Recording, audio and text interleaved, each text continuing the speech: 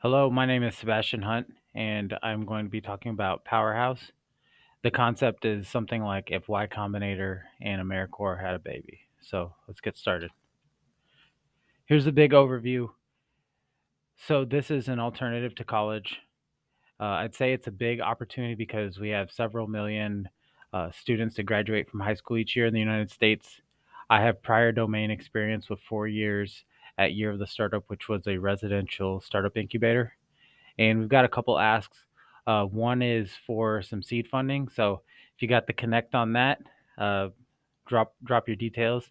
And then the other ask that we have, which is applicable to everybody, is to leave some feedback. So there's an embedded form in the last slide of this pitch deck. So let's get started. So the problem that I see is that the status quo solutions for attaining purposeful work are very inefficient. What I mean by that something like this funnel that will show up. So we have all these students who graduate, but they attend college, and the price of college has increased by over 500% since the mid 80s, twice the rate of inflation. We all know about inflation lately. So it kind of results in a situation where only two-thirds of people can go. The people that do go, they spend a lot of time trying to finish their bachelor degree, um, 5.7 years, and then less than two-thirds end up graduating after 6 years. So basically, at all, only two-thirds end up graduating. So if you clear those hurdles and do graduate, you end up left with all this student loan debt, which isn't great. We've heard a lot about that.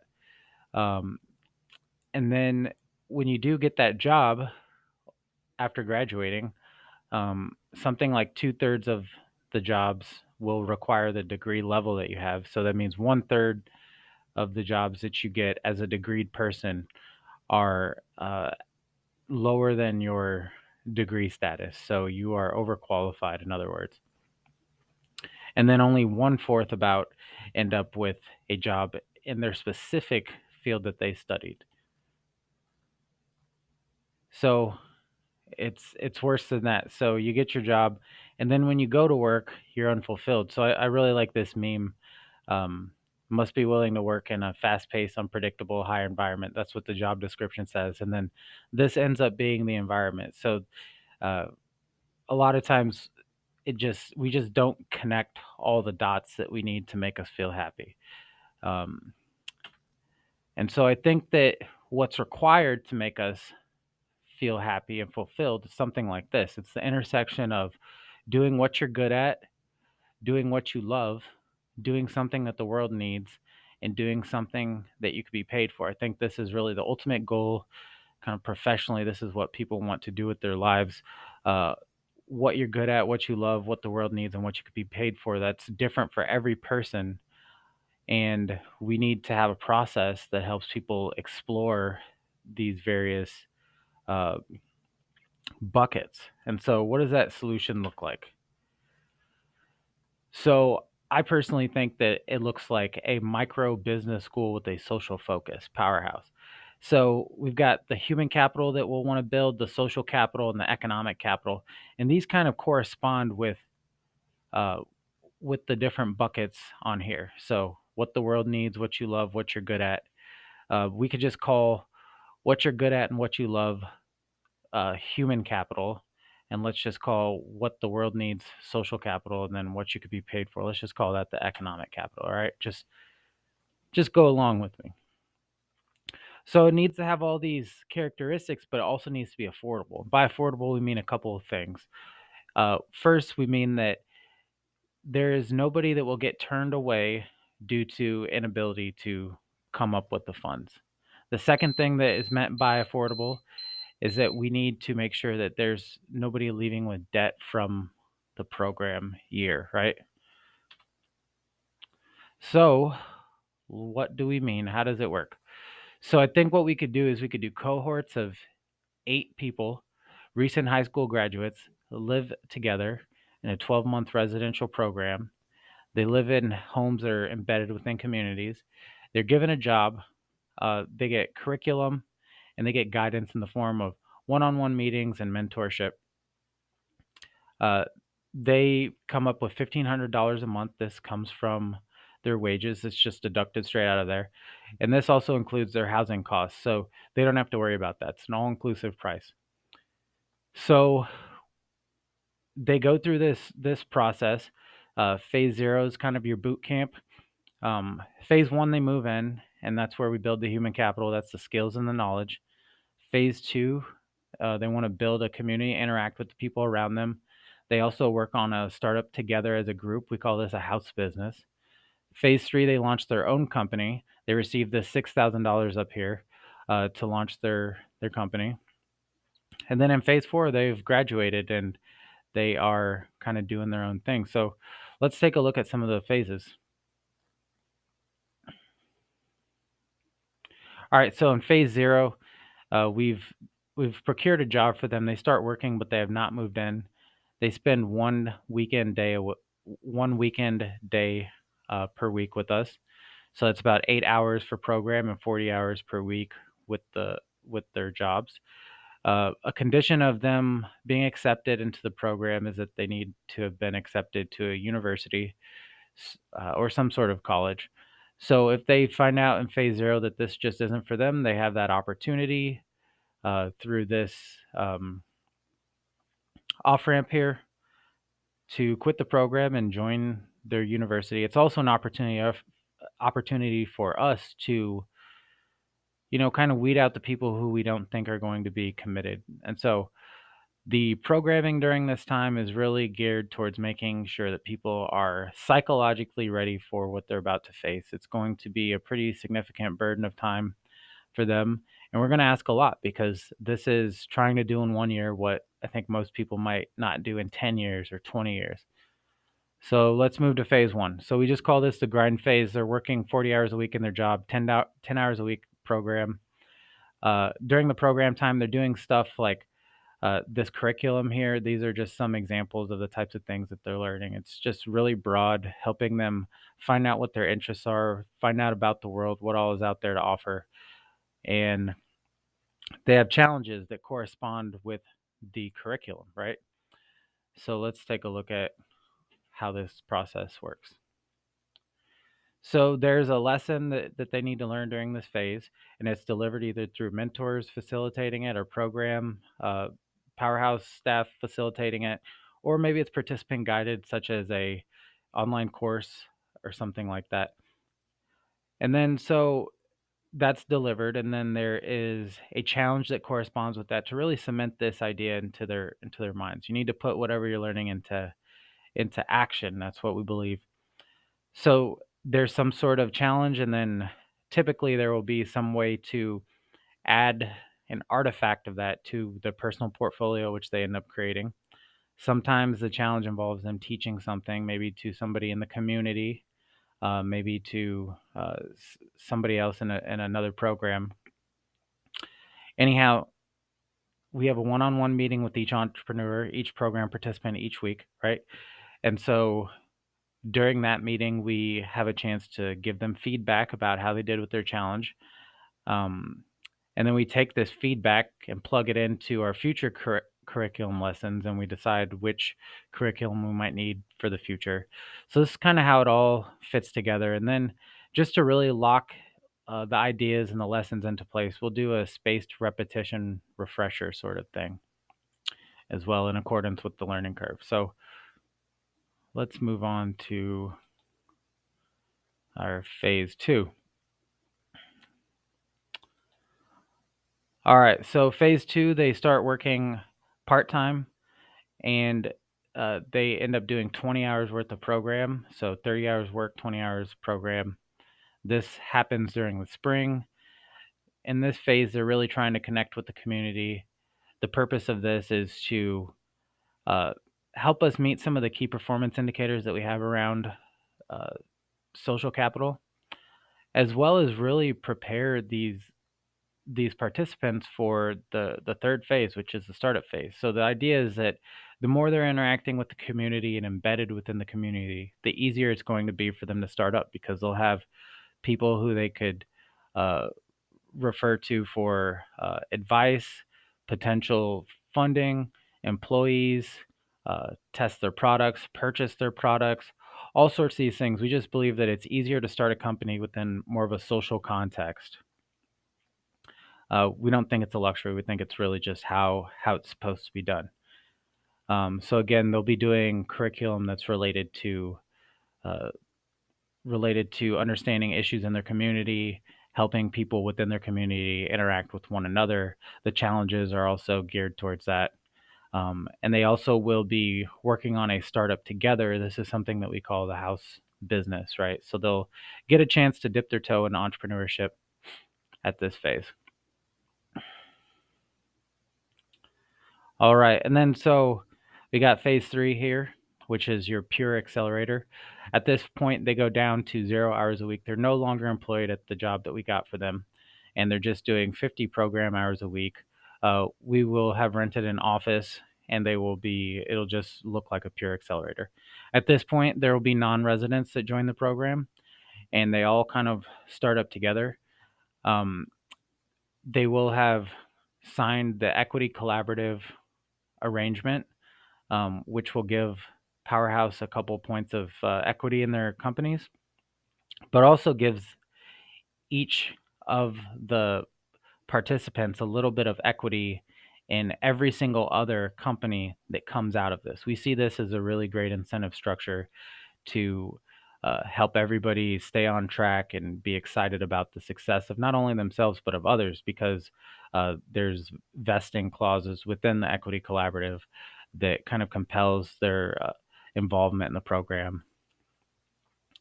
So if we get to the end of phase 2, so the social capital phase, and it looks like somebody is not really prepared to start a company, um, we'll give them this kind of startup readiness rating assessment. If they score low on that, we know that we need to start thinking about an off ramp, right? So the off ramp comes after phase 2. It runs kind of concurrent with the phase 3, runs during the summer for a few months, and so this might look something like a code school that we organize, or some sort of apprenticeship. We've got a lot of possible ideas for what we could do with this, but the idea is that we don't want to have people who are clearly going to fail and who clearly aren't interested. We don't want them to uh, be attempting to start companies. We want to give them something that's more of a sure bet, so that people associate Powr.House with success and good outcomes. All right, so then all this has happened. The official live-in program has ended, and we moved to phase 4. This is just kind of your after the accelerator period of time. They're still working on their companies. Hopefully, they're a success. Hopefully they get to a liquidity event, and we capture some of that value. But one thing that we could really depend on is that the participants will remain involved as mentors, that they'll still attend events because they're still part of the equity collaborative, and there's still participation that they need to um, follow through with to meet the vesting clauses within that. All right, so let's move on. All right, so this is cool. How do we make money with it? First off, we make money, like we said, from the tuition payments. Also, with the house businesses that get launched in phase 2, there's really no reason why these house businesses have to be shut down. I mean, they could still be operated by our staff. And you got to figure that if we're running a lot of these every single year, if we have plenty of program houses, there's going to be tons of house businesses, and some of them we've got to think would be successful. And so that could be a major source of funding. The big money that gets us rich, I think, comes from the liquidity events from the equity collaborative. We own a little bit of equity in all these firms, the residents and the non-residents that end up joining for the phase 3 accelerator portion. So let's talk about the market opportunity here. We're not really looking globally yet, but if we did, there's about 75 million high school grads each year that could kind of fit into this. But within the states, we've got about 3.7 million.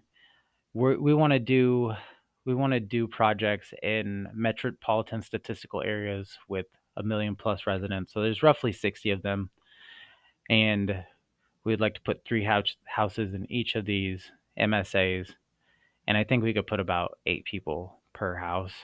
So that ends us up with around 1,440 individuals per year. Okay, just a second here. All right, so initially we grow um, through getting our first batch of participants. We go to high schools and we talk to them about it.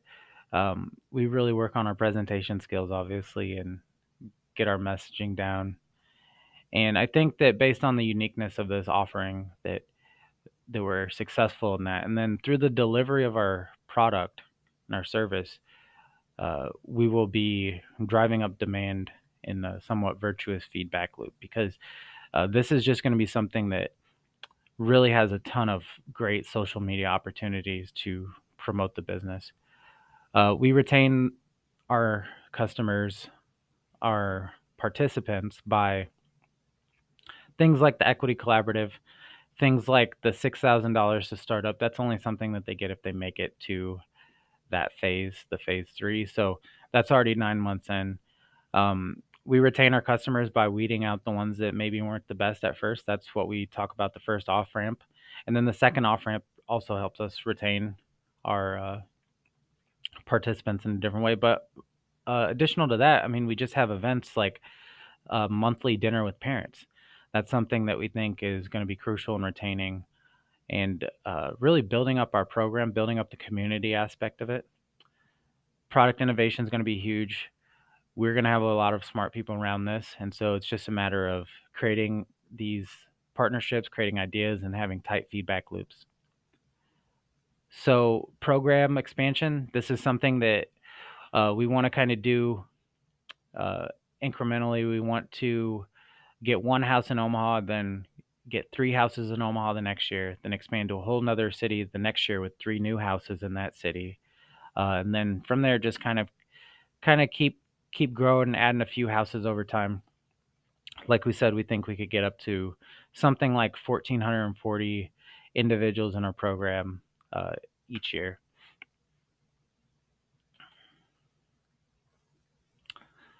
So let's take a look at our competition. Um, we compete against programs like the Gap Year. We compete against things like military, joining the labor market, community college. I would say four-year college is probably our biggest competitor. Specific things like the Teal Fellowship, AmeriCorps, and Venture for America. And you could see here how Powr.House is projected to compete. And I would say that, look, in the short run, it's really just us competing against ourselves. We're just playing one on one against ourselves, and it's just really about our ability to execute. But as we show that this model works, then I think that in the medium and long run, then that's when we get a lot of competitive pressure. But to be honest, I mean, we have a market of 3.7 million people. Um, we have a bunch of universities out there that mostly gobble up all the top uh, talent. But this is just a completely different offering, and I'm bullish on our competitive landscape. So our key performance indicators, we won't go through them all, but we just need to know that we've got about 28 right now, and they come in a few different flavors. So we've got the ones that are related to human capital, we've got some that are related to social capital, we've got some that are related to economic capital, and then we got a couple that are focused on more about the program. So program growth and program health. And we'll just keep an eye on these, and we'll be reporting on these at 1 year intervals, and then about 3 year intervals, and then at the 5 year interval as well. All right, let's talk about the money here. So this is a projection that does not take into account capital gains income. Like we said, we expect to have about 2% ownership in a ton of companies. So obviously there could be some serious capital gains income. This projection also does not take into account tax liability, and it does not take into account any of the housing assets that we will be buying up. So as we can see, the number in purple is the number of houses we project to own at this period of time. Um, Once we get to scale, we think that we could be quite profitable, about 3.5 million uh, per annum profitable, with 192 houses that we are in the process of purchasing or on our balance sheet. So that's quite a bit. Um, and like we said, we're profitable here. And let's see, how many investment opportunities do we have at this particular year?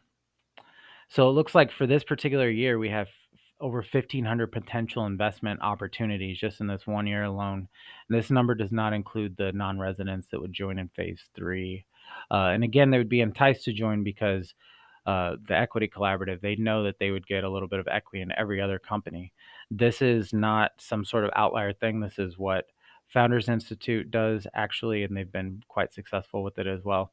Um, but let's just unclick that. Let's take a look at uh, basically, through the end of the decade, we create about 3,000 potential investment opportunities. Again, not counting in the phase three non-residents that join. So it looks like we get profitable based on our projections by year two, just barely profitable. So really, anything after that, it's like we're investing for free, just shots on goal for free, basically. So the thesis here. Let's answer the question first. Why this demographic? So I'd argue that this demographic's quite overlooked, except by kind of the most um, aware and forward-thinking investors, such as Y Combinator and the Teal Fellowship. So both these organizations uh, regularly accept kids who choose to skip college or drop out of college. In the case of the Teal Fellowship, they exclusively deal with people of this age range, right? It's a condition of the Teal Fellowship that you have dropped out of college or foregone it all altogether, right? Um, I was listening to a podcast. Mark Andreessen was speaking, and he was talking about their investment strategies and how frequently, they'll offer deals to these kids that didn't even go to college at all. And one of the things he said was it made sense to me, but it wasn't obvious at first. But he said, a lot of these kids will be 18, 19, 20, and they'll have had experience in their industry. Maybe they're coding, and it's maybe a specific industry such as gaming or blockchain or something like that. He'll say, they've been having experience for 8 years, 7 years, 6 years doing this. And if the industry is very new, such as with maybe blockchain, for instance, they're among the most experienced people in the world. They are the experts, and so sometimes we don't think about it that way, but it's the case in a lot of examples that the younger the kid, the more of an expert they are. Um, and then the third reason why this demographic is because at this age, they are looking for these opportunities. They're looking to explore the world. They're seeing it with fresh eyes, and they're more likely to want to spend time around other people doing the same things. This is beneficial to us because we could then uh, put these individuals up in dorm-like facilities, which is great for our cost curve, as we saw earlier. Okay, so why this way? Why did we decide to design everything in the way that we did? First of all, I'd say that a lot of this is just based on my experience with Year of the Startup. I ran that for 4.5 years. Uh, very, very exciting experience, and I kept a lot of notes on things that I'd like to do different. So when it was time to plan this, I just went through that file and I said, what's usable here? What's like a general truth versus something that was just true about that specific situation. Uh, we designed it this way because we wanted to create incentive structures that could help people at critical points where they might drop out or fail. And so things like the equity collaborative, um, things such as having the $6,000 to start up at the end of the program, things like the off ramps. These are things that we wanted to do. So the residential component of this is really interesting. It allows for immersion. I think that's really key. If you could just imagine in your mind the difference between, doing something like Duolingo for 3 months versus, say, going to Spain for 3 months. This is what we're talking about in terms of how deep we connect with individuals and content and really move the needle. So we get over 1,200 program hours with each founder. We think that it is within our process to create good deals. This is something that we refer to as endogenous deal flow. You got to remember, we're having individuals come to us that don't have business ideas. They just have exhibited uh, some sort of brilliance, right? They've passed our interviews. They've been admitted to college. They're interesting people. The rest of it is just in the process. Um, because of the way that we've designed this, we are able to take 2% equity in thousands of startups potentially while being profitable. I would say that this is an unheard of arrangement. And then I'd say finally that the social approach, it really just makes sense. I think that it's a precondition. When you're working with like a high trust environment, I just think that different things are possible from the business standpoint. And that's something that we get when we layer in the human capital development, the social capital development, and the economic capital. Bringing that all together, we borrowed a lot of this language from the community capitals model. And there's a lot of evidence that this is successful, and we're looking forward to seeing how it works with this as well. So the team here, it's just me and Barack Obama right now. We are considering adding someone else like uh, Mitt Romney or Paul Ryan or something like that. Just kidding. It's just me right now. But I am looking for individuals to be the program manager. Um, so we are looking at $1 million. I think we could cover 4 years of expenses, uh, and that a lot of that's going to be spent on staff, the managing director, uh, the down payments on some of the homes we'll be purchasing as well.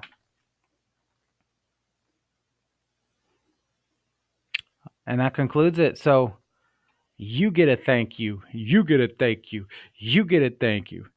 If you guys have any feedback, please go to the final page of this pitch deck and submit some feedback. There are a ton of questions on there, and it would be greatly appreciated. You just go select the question that you want to answer and just let us know the feedback. Keep it anonymous if you'd like, if it'll make it more honest.